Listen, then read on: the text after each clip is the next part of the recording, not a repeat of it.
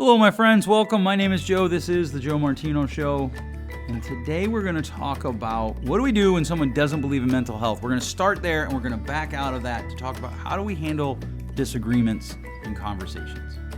Let's kick it off. This is the Joe Martino Show. You're listening to the Joe Martino Show, a podcast dealing with all things emotional, relational, and human nature.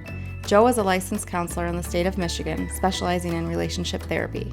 He is also the author of the book, The Emotionally Secure Couple. All advice offered in this episode is offered for entertainment and educational purposes only. Enjoy the show. All right, welcome back. I want to talk about a couple things today. First of all, I want to talk about something I keep getting a lot of emails about. I keep getting a lot of emails about like, hey, what do I do? And usually there's an ex somewhere in there. My ex-husband doesn't believe, my ex-boyfriend.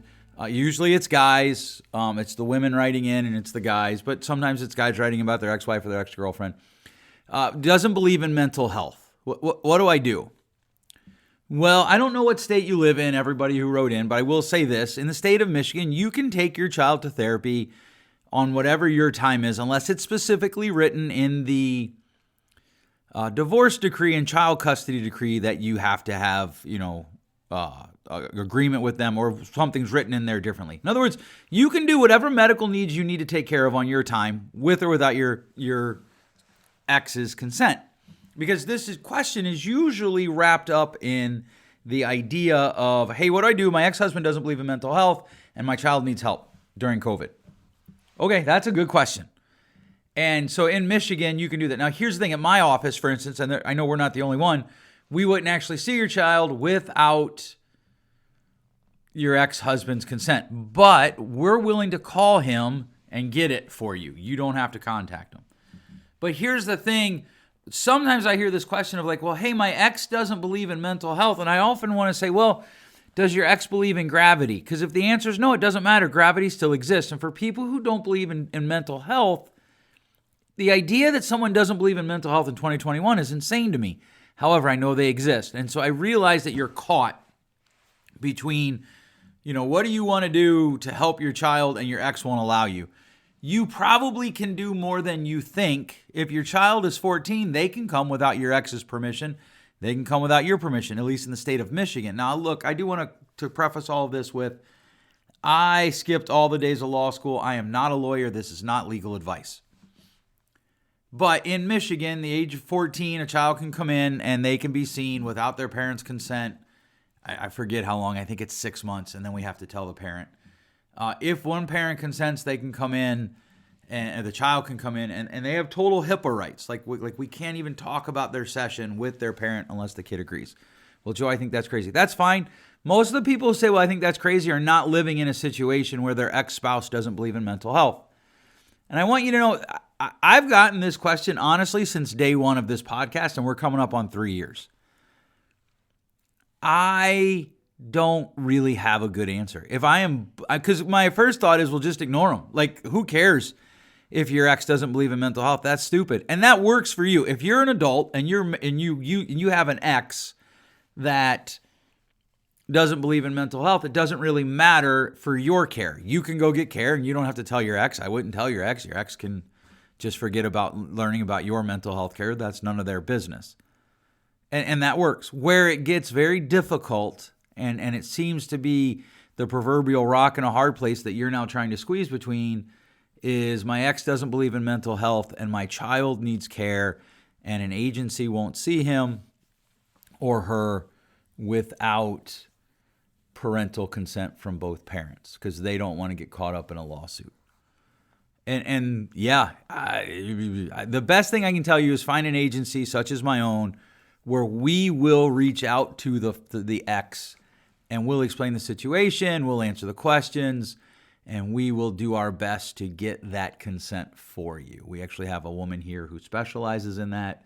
That's literally in her job description, and that's what she does. So that's the situation with kids. As you move into adults, what do you do with people who don't believe in mental health? I'd want to know more about what that means when you say they don't believe in mental health. Do they not believe in excusing poor behavior for mental health? Because I'd actually be on board with that. I think a lot of times we excuse poor behavior and we say it's because of mental health. Oh, well, I was mean to so-and-so because I'm anxious. No, you were being a jerk to so-and-so, which is being mean, and you're excusing it with your anxiety. You can't maybe control the anxiety. That's probably a different day and certainly a longer conversation. I could find 10 therapists and probably get you about 8 opinions on that. But you can control your behavior. What terrifies me is I'm actually friends with some people who are going through some counseling schools right now, and they're being taught to stop teaching their clients that you can control your behaviors even when you're anxious. In fact, a woman I know, I did undergraduate with her many, many years ago. She's getting her master's in counseling out west, and she literally put up on Facebook, hey, I had this thought in class last night, it was presented to me, and we need to stop telling people that they can control how they respond to trauma because they can't. That is hogwash and horse manure rolled into one and fried and then put on a bun and given to you as a hamburger, but it's not. It's just, that is awful, awful, awful advice. And so when we start talking about people don't believe in mental health, we have to define terms. I've talked about this in the past numerous times. Go through the episodes. Defining terms is really important for good communication. Understanding what a person means when they say they don't believe in mental health is really important for good communication. And so you go through that because most people believe in some level of mental health. It starts to get run out. So there are people that are like, well, anxiety doesn't exist. Well, that's just as bad, in my opinion, as the people who say you don't have control over how you respond to anxiety. Like that's silly. Anxiety doesn't exist. Well, and we do have some hard questions we have to answer. Why does America have more ADHD cases than most of the rest of the world? Why do we have more anxiety than most of the rest of the world? Why do we have more people on mood suppressants and mood stabilizers than anyone else, any other countries? Why? Is it because, we can blame Trump for a little while, I suppose, and then the Republican friends can blame Biden for a little while, but is it really politics? Is that why? That is kind of a question that I have that I don't really get. So when you encounter someone who doesn't believe in mental health, you can certainly try education. Educate them. Hey, here's what mental health means to me. Here's what I think is the benefit of getting mental health help. And so I have people tell me all the time, I don't believe in therapists. Oh, well, I'm here. I exist. Let me tell you about what I do. Let me tell you about what therapists do. Let me tell you about how therapists help people. Let me tell you about the power of being able to walk into a room or now a virtual session for an hour a week and have someone walk with you who helps you feel heard and valued and safe, and how that can transform a person's life.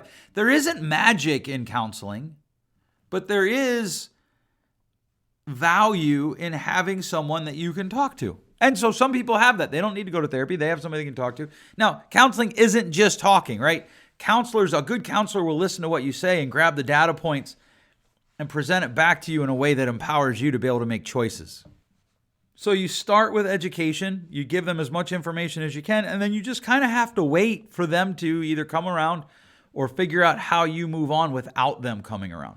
With a child, again, I want to preface this. I want to put this on both ends of this little 10-minute rant or response, I guess, depending on whatever term you want there.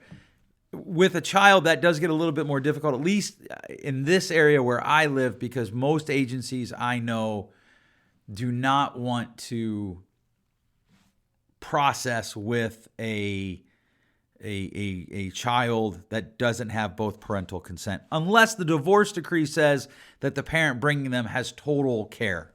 And there's a legal term there that we need to see in that divorce decree. Now, it becomes difficult because you're caught. But if you're a person who wrote me and you're actually talking about like, hey, my ex or my friends, they think I'm crazy because I'm going to see a therapist, you need better friends. That's kind of my thought. Now, you can start by getting better friends. One of the things that's interesting to me is what's called presumptive interpretation. When I say to people, you need better friends, they presumptively interpret that to mean I'm saying they need to get rid of their current friends. No, that's not true at all. What I'm actually saying is you may want to educate your current friends so that they become better friends. You may want to educate your current friends on like, hey, just because I go to therapy, it doesn't mean this thing that you said. It doesn't mean that thing that you said.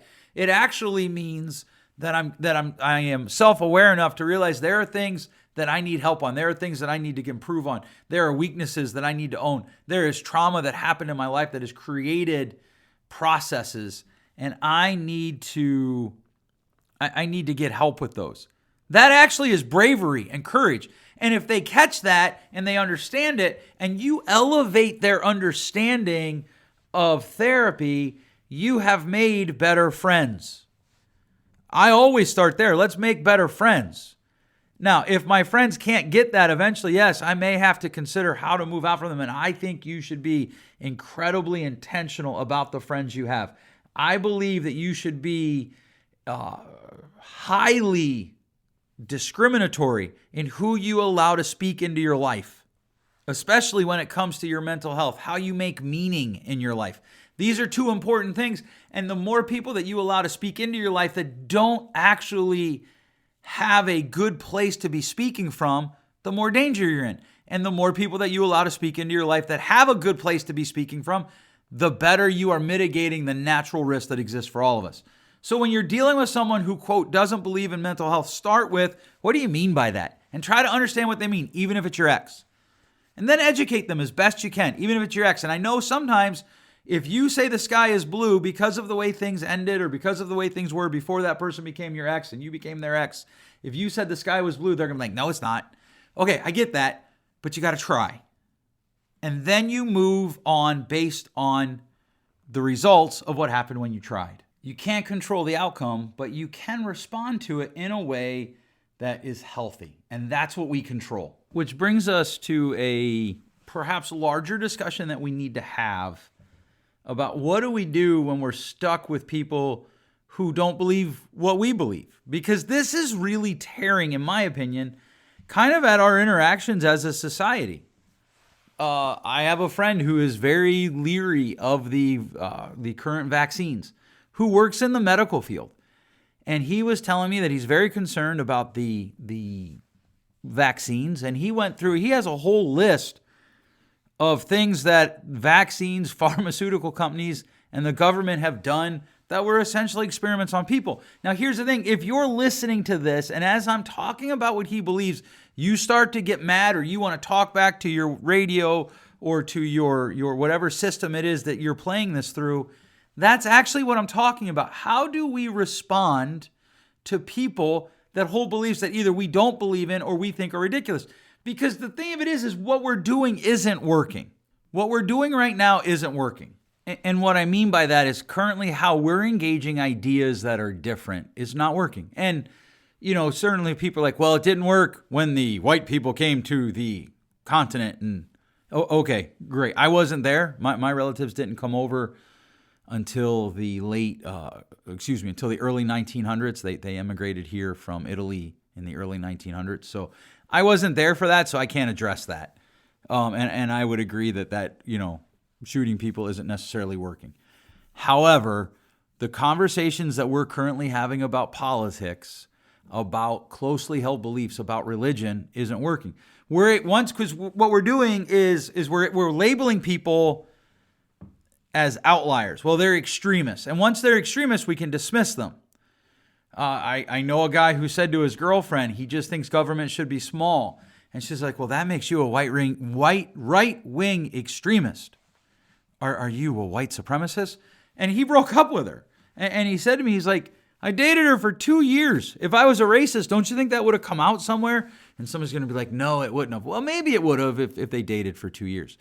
And she just couldn't embrace the idea that they could disagree. She could like bigger government, or she could ask him, again, notice the similarity here. What do you mean by smaller government? A couple years ago, I put up big government sucks, and a friend of mine put all human government sucks. Okay, then great. I'm glad to see you agree with me. We should limit the scope of government. I really believe that.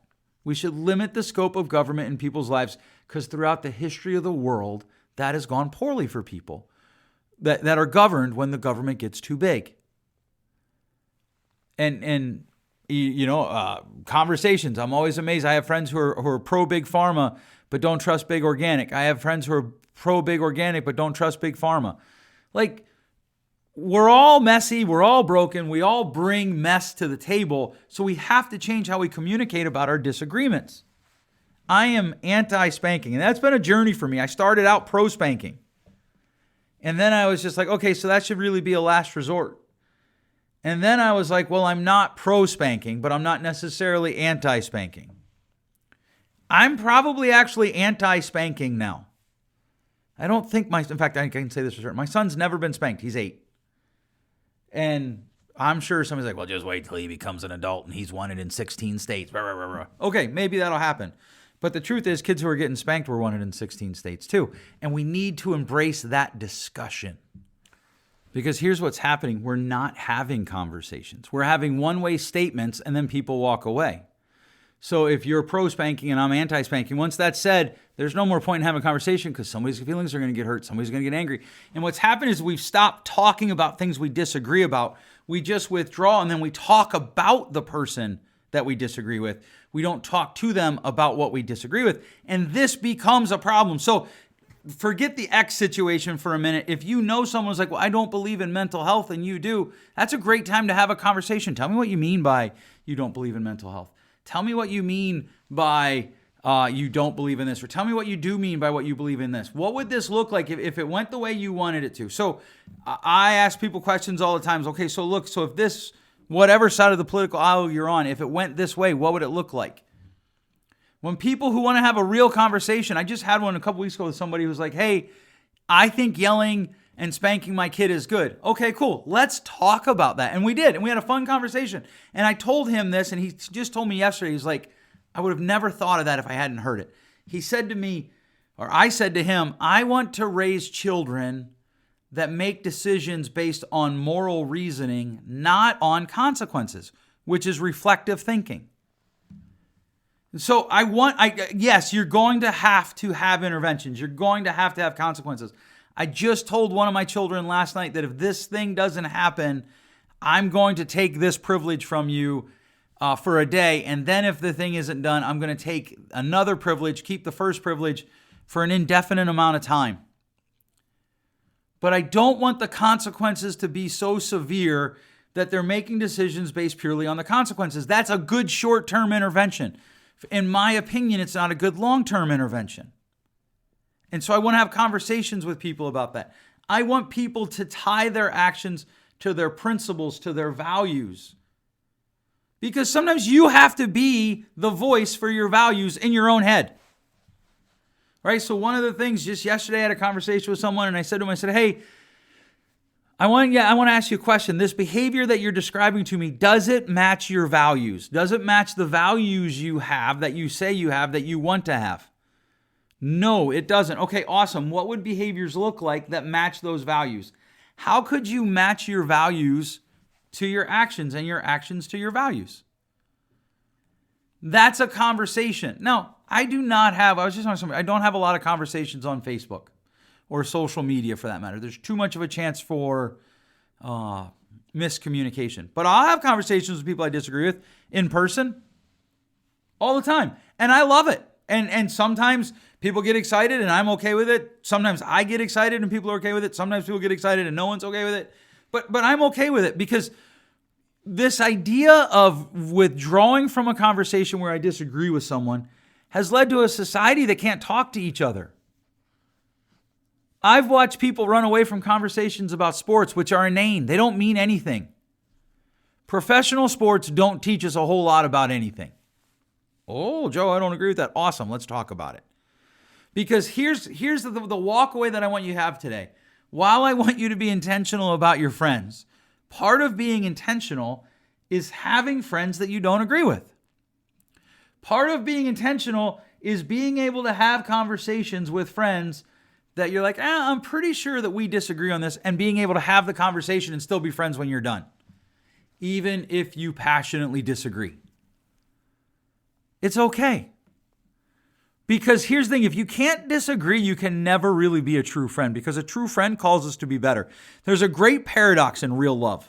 And the paradox is, I love you right where you're at, and I want you to be better. But if we can't engage conversations where we disagree, you could never say to someone, I want you to be better. You could never say to someone, hey, I think I get what you're feeling. Is this what you're feeling? And when they confirm it, say, have you ever considered that feelings are more like an alarm than they are a directional manual? In other words, feelings indicate that something's going on inside of us. That doesn't mean that they are accurate. That's a hard conversation to have if you're not allowed to disagree with people. That's a very difficult situation to have, even if you are allowed to disagree with people. And so one of the things that I'd like to take this question of, hey, what do I do with people who don't believe in mental health? And I'd like to expand a little bit. We have to find a way to have conversations with people that we disagree with, where I believe in mental health and you don't. We have to find a way to have that conversation without insulting each other, without screaming at each other, without punching walls, without doing a lot of the silly things that we do to not regulate our emotions. We have to have those conversations because those conversations bring health to us as a pair. They bring health to us as individuals, and over time, they bring health to society. And I want to use an illustration of a real life event to talk about this. Let's talk about forgiveness. What does forgiveness mean? That's a whole episode, and we're 20 minutes in, so we're not going to talk about that today. But we need to talk about how we forgive as a society. Michael Vick, I've talked about him before. He did awful things with dogs. He went to jail. He served his time. He came back, and people protested him getting a job in the NFL. What do you want? Do you want him to not work? And somebody actually had the intellectual honesty to say to me, no, I just want him to work a minimum wage job. Why? Because of the awful thing he did. Yeah, but he paid his debt. He did his time. He said he was sorry. Well, I don't believe him. Oh, I didn't know that you were able to read motives, that you were able to read inside a person. You should become a professional poker player. That would be a wonderful skill to have as a professional poker player. You'd probably make millions of dollars. Or recently there was a college sophomore kicked out of school for a tweet that she made when she was 15. Is that really the society we want to live in? Look, she said, look, I'm not that person anymore. I'm sorry. It was wrong. I shouldn't have done it. Well, but you should have realized that when you were 15. Holy cow. How many things do people do when they're 15 that do not represent who they are as an adult? That do not represent who they are 3 years later, 6 months later. We have to be able to live in uncomfortable places because forgiveness happens in uncomfortable places. Healthy conversations happen in uncomfortable places, but so does forgiveness. And I'll be honest with you, I'm guilty of this too. Not recently. I got to do the math. 14 months ago, it came out that a guy who was a comedian was kind of like being inappropriate with females that were following him, or following him like professionally, and they would reach out to him, and he would reach back to them, and he was inappropriate with them, and he just disappeared. Turns out he went to some sort of like residential program for people who struggle with sex addiction. Came back out and just started dropping comedy videos again, making fun of a certain subset of culture that he's from. And I was like, what a jerk. He's making fun of other people when he went and did this. And then I was thinking, well, but wait, he said he was sorry. He apologized. He made a video. And the immediate pushback is, well, maybe it isn't heartfelt. Maybe it isn't. But again, now we're back to principles. What principles do you want to live by? And one of the principles that I want to live by, one of the values that I want to live by, is that I make generous assumptions of people. That in the face of contradictory evidence, I take them at their word. Or in the absence of contradictory evidence, sorry. In the absence of contradictory evidence, I take them at their word. Well, that's really hard because who wants a mistake from when they were 15 or 18 or 23 or 2 years ago? Do you really want your mistakes to define your life? The answer is always no. Then why do we force other people to define their lives by the mistakes that they've made? I think it's rooted in the same reason that we don't have difficult conversations, because we want things to be smooth. We want things to be easily understood, and we don't engage in uncomfortableness. We want comfort above all else. That's why, like a lot of conversations I have, one of the things that my wife and I are banging the drum on is we have to talk about COVID-19 and the effects of the response to COVID-19. What is going on with the lockdowns? What is happening to people's mental health who haven't been out in a year? I don't know about where you live, but where I started, our governor went on TV, looked us in the eye, and said, we're locking down everything for 2 weeks to flatten the curve. She went on TV last October, and said that we hadn't had a stay-at-home order since early spring. While that is technically true, it is difficult for me to find it honest. And so now I've got to wrestle with a conversation in my own head. And so I do that by thinking things through. And invariably when I have the conversation with people, well, she has a really hard job to do. I agree. I'm not sure that she was being completely honest with us in April. Well, how do you know? You know what? I don't know. And so I'm living in the tension of I want to make generous assumptions of her. In the absence of contradictory information, I want to believe her. And I feel like there could be some contradictory information. And then people stop talking to me. Well, okay, I'm not trying to run her over with a car or anything crazy like that. And there have been people that have talked like that and they've done stupid things. There was a whole plot to kidnap her, which was just silly. Silly is the wrong word. It was wrong. And at the same time, why can't we have a discussion about our political leaders? One of my clients got in trouble at work because he said that former President Trump didn't get us into any wars. And someone disagreed with him. And he said, well, tell me which one. And the person got up and went and complained to HR. And at first I thought, okay, this sounds a little strange. But the little thing he got from HR, documenting his disciplinary action, that's what it said. Like when I read it, I was like, whoa, wow. I guess they have a zero policy about politics at work. But do we really want to live in a society where we can't talk about politics, where that person can say, I disagree with you. Here's the war that former President Trump took us into, or here's what he did that I feel was warlike. Do we really want to live in a society where when we disagree with someone, we just call them names? I saw a post yesterday on Facebook where somebody said, Orange Woman is bad. And I didn't even know who she was. It turns out I think she's the spokesperson for President Trump. She's his press secretary. And I gathered that from the comments that I read. So it could be wrong. It's certainly an interpretation on my part. I don't know who she is. But those same people were mad when former President Trump was called orange. It's just, we've got to have a better way to disagree. And so we start out with, tell me more. Then we educate the person on our side. We can disagree. It's okay. You can think masks are the greatest thing in the world and someone else can think, no, they're not. You can think they're the worst thing in the world and someone else can think they're the best thing in the world. You can completely trust the vaccine and another person can completely distrust it, and neither one of those positions makes you a horrible person.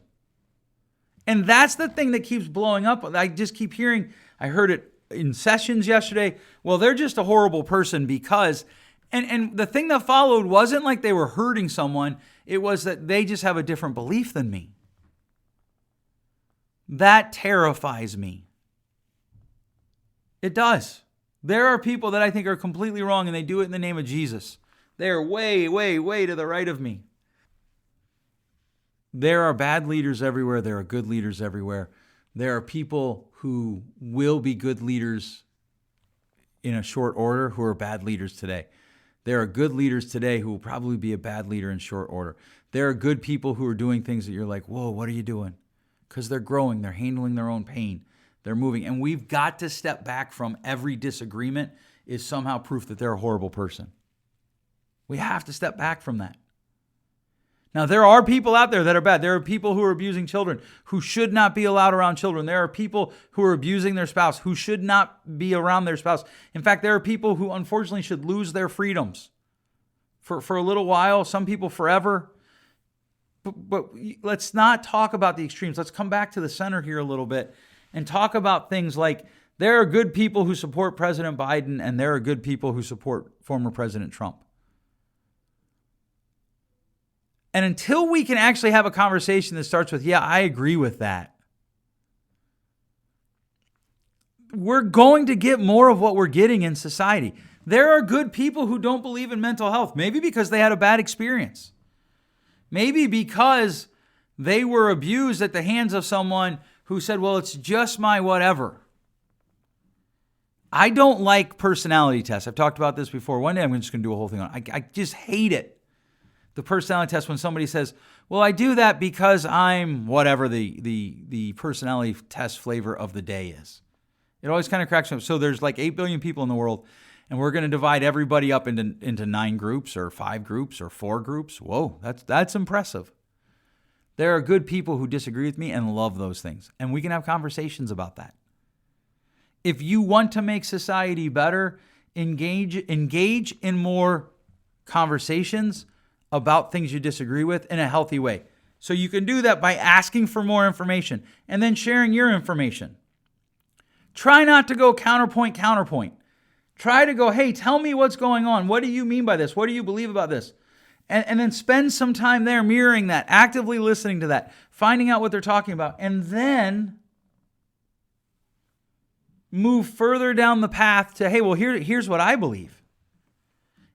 And understand that, hey, we can agree on 80% of things and disagree on 20% and still be okay. We could probably agree on 50% of the things and disagree on 50% of the things and still be okay. It all depends on how we set up our relationship.